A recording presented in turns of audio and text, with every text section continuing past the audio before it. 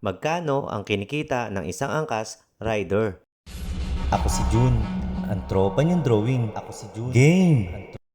Magandang araw mga tropa. At dahil nga meron tayong isang tropa na nagtanong kung magkano nga ba ang kinikita ng isang angkas rider, ay ito ang ating pag-uusapan ngayon. Disclaimer lamang po, ang lahat ng inyong maririnig ay galing sa aking experience. Lahat ng ito ay experience ko mula 2019 nang ako'y maging isang angkas rider. Tara, simulan na natin.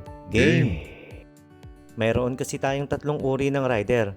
Una ay ang mapiling rider, pangalawa ay ang part-time rider at ang pangatlo ay ang full-time rider.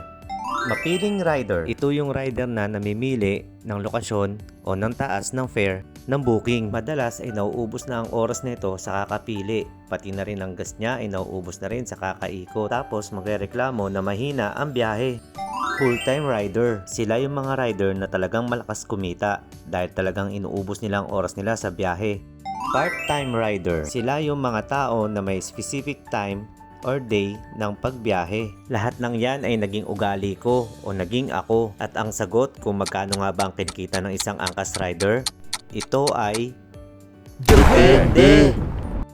Oo, ito ay nakadepende sa sipag ng tao at kung ano yung target na kita na gusto niya kada araw ng biyahe niya. At ito, ipapakita ko sa inyo ang kita ko kada 2 hours ng biyahe ko.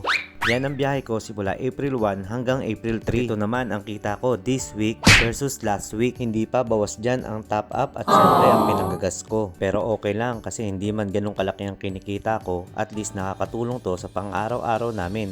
Kaya mga tropa, hanggang dito na lang. Maraming salamat sa inyong panonood. Ride safe!